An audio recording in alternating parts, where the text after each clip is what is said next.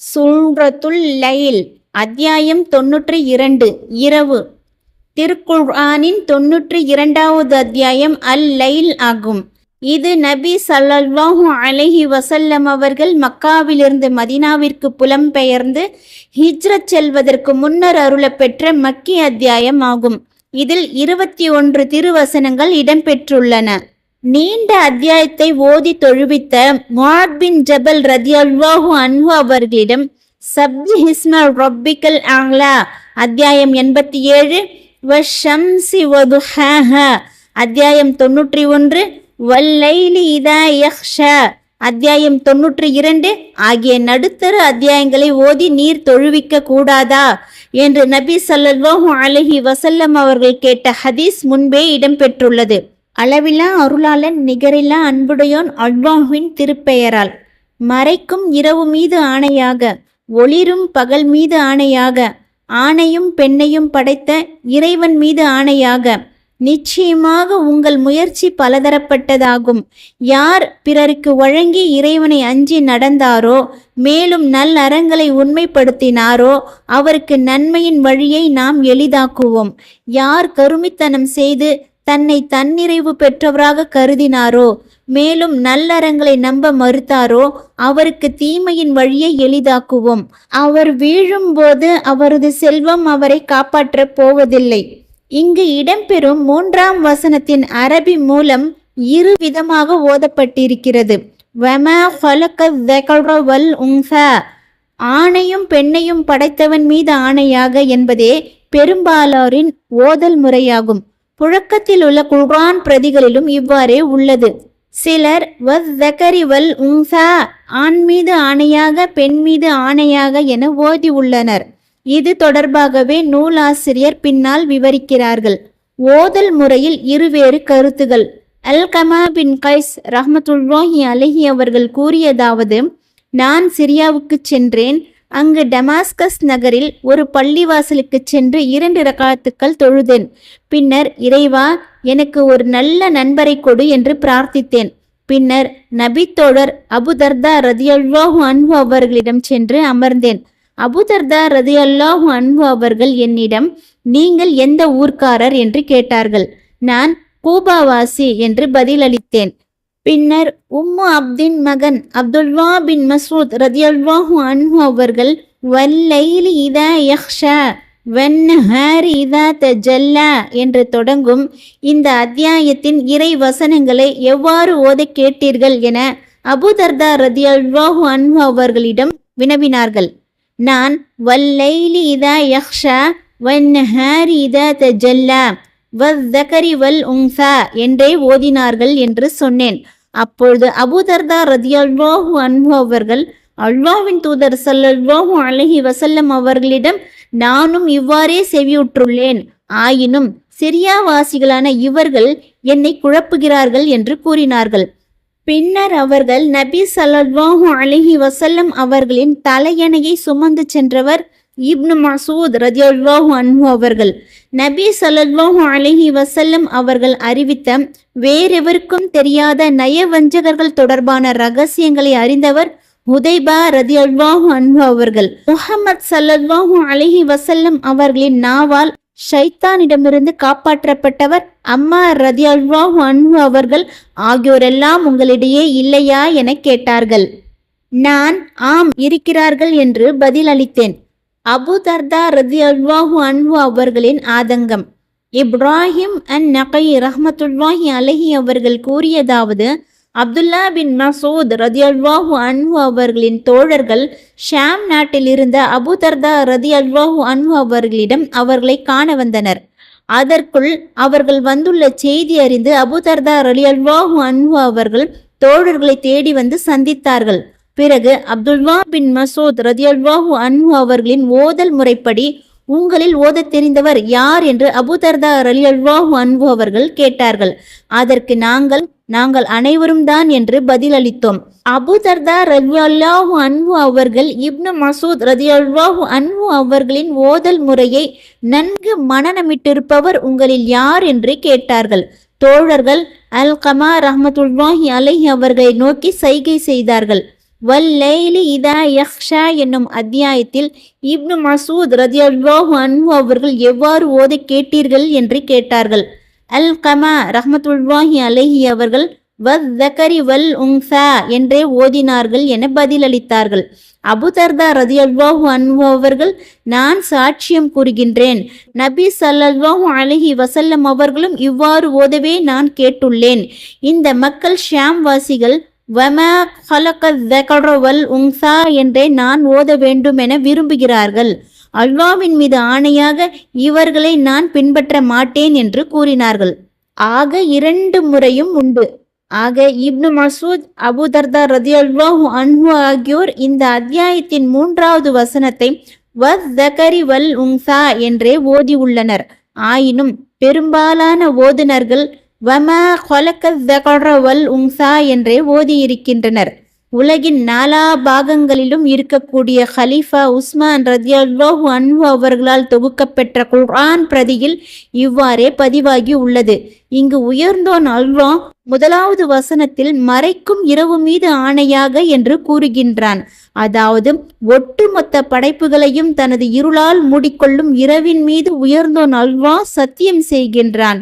அடுத்த வசனத்தில் ஒளிரும் பகல் மீது ஆணையாக என்று அல்லாஹ் கூறுகின்றான்.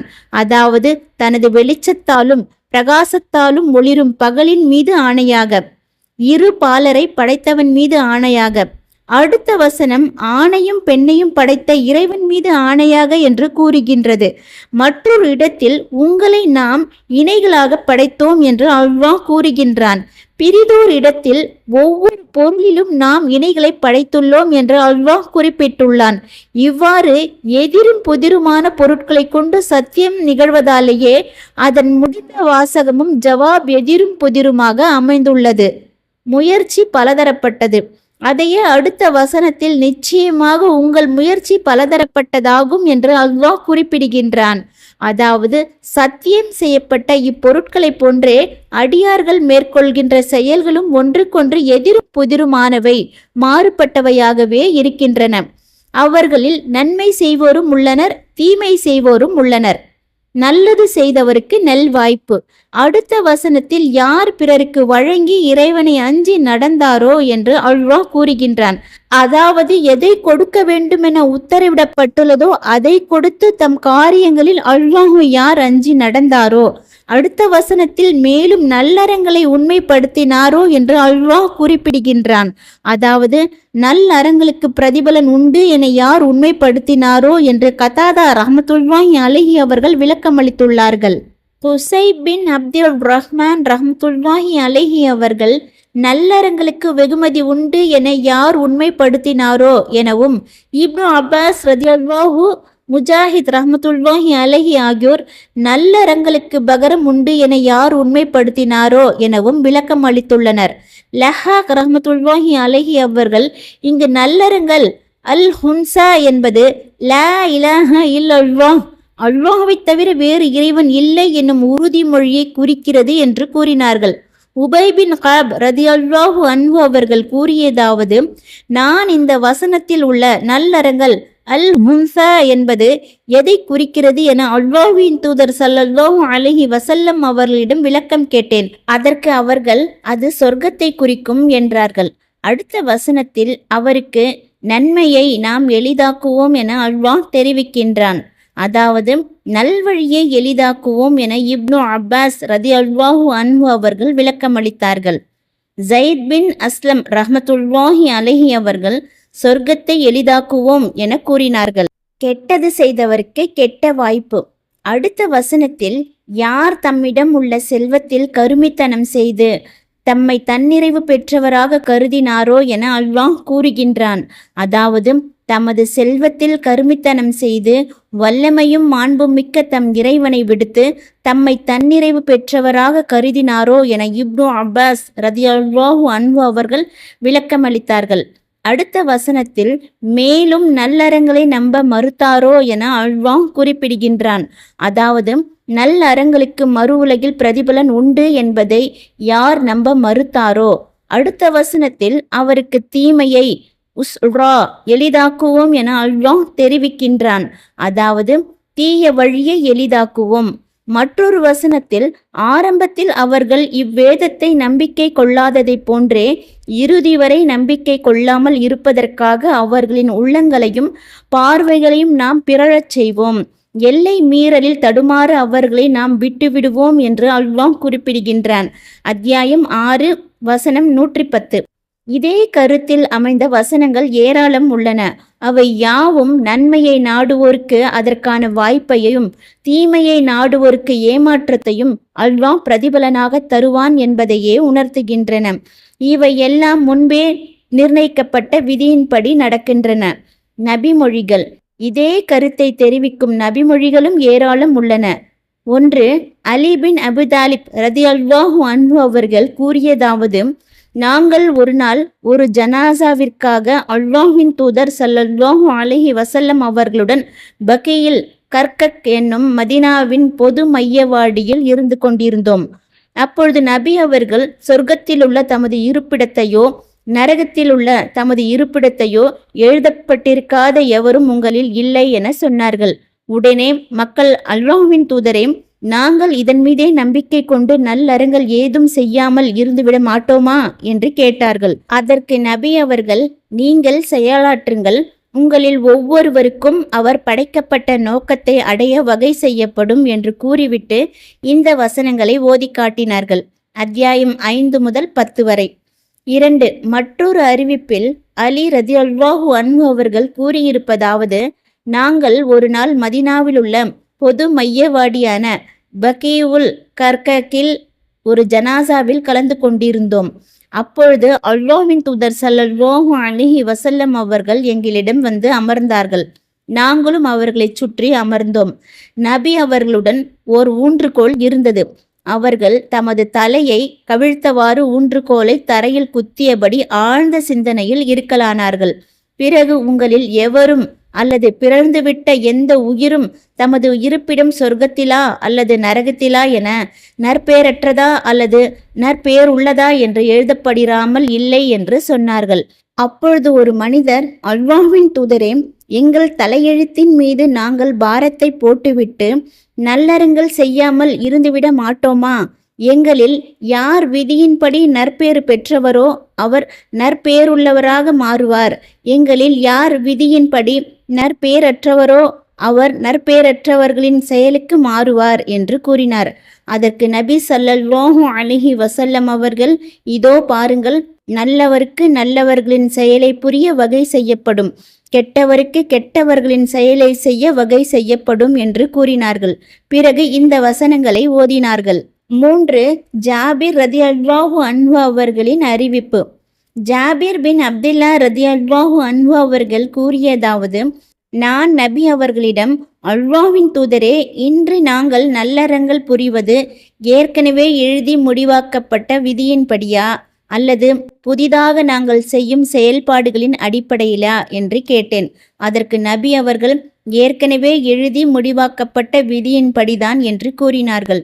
அப்பொழுது சுராகா ரலியல்லாஹு அன்ஹு அவர்கள், அப்படியானால் நாங்கள் எதற்காக நல்லறங்கள் புரிய வேண்டும் என்று வினவினார்கள்.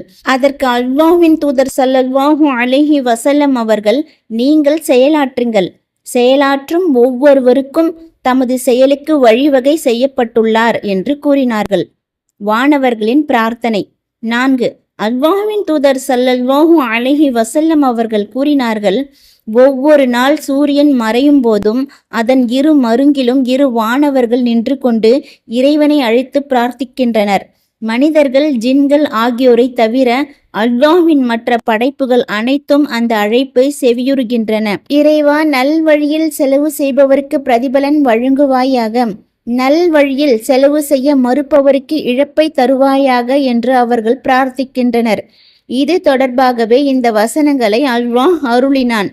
ஆதரவற்றோருக்கு கை கொடுத்த அபூபக்கர் ரலியல்லாஹு அன்ஹு அவர்கள். இந்த வசனங்கள் அபூபக்கர் அஸ்-சித்திக் ரலியல்லாஹு அன்ஹு அவர்கள் தொடர்பாக அருளப்பெற்றவை என்றும் கூறப்பட்டுள்ளது. ஆமீர் பின் அப்துல்லா பின் அஸ்-சுபைர் ரஹ்மத்துல்லாஹி அலைஹி அவர்கள் கூறியதாவது, மக்காவில் அடிமை ஒருவர் இஸ்லாத்தில் இணைந்து விட்டால் அவ்வாறு இணைந்ததற்காக அவரை அபூபக்கர் அஸ்-சித்திக் ரலியல்லாஹு அன்ஹு அவர்கள் விடுதலை செய்து விடுவார்கள். இவ்வாறு இஸ்லாத்தில் இணைந்த பெண்களையும் மூதாட்டிகளையும் அன்னார் விடுதலை செய்து வந்தார்கள். அப்பொழுது அன்னாரின் தந்தை அபு குஹாஃபா, என் அருமை மகனே, பலவீனமான மக்களை விடுதலை செய்பவனாக உன்னை காண்கின்றேன். நீ மட்டும் பலமிக்க மனிதர்களை விடுதலை செய்தால் அவர்கள் உன்னோடு துணையாக நிற்பர். சிரமங்களையும் துன்பங்களையும் உன்னை விட்டு அகற்றி உன்னை பாதுகாப்பர் என்று கூறினார். அதற்கு அபுபக்கர் சித்திக் ரதியல்லாஹு அன்ஹு அவர்கள், என் அருமை தந்தையே, நான் அல்லாஹ்விடம் உள்ளதையே விரும்புகின்றேன் என்று கூறினார்கள். அப்பொழுதுதான் இந்த வசனங்கள் அருளப்பெற்றன. செல்வம் காப்பதில்லை. அடுத்த வசனத்தில் அவர் வீழும்போது அவரது செல்வம் அவரை காப்பாற்றப் போவதில்லை என்று அல்லாஹ் தெரிவிக்கின்றான். இங்கு வீழும்போது என்பதை குறிக்க இதா தரொத்தா என்னும் சொற்றொடர் மூலத்தில் ஆளப்பெற்றுள்ளது. இதற்கு வீழும்போது என்பதே சொற்பொருள் ஆகும். ஆயினும் இறக்கும்போது என்னும் பொருளே இங்கு கருத்தாகும் என முஜாஹித் ரஹ்மத்துல்லாஹி அலைஹி அவர்கள் கூறினார்கள். ஜயித் பின் அஸ்லம் ரஹ்மத்துல்லாஹி அலைஹி அவர்கள், நரகில் அவன் வீழும்போது அவனது செல்வம் அவனை காப்பாற்றாது என விளக்கமளித்தார்கள்.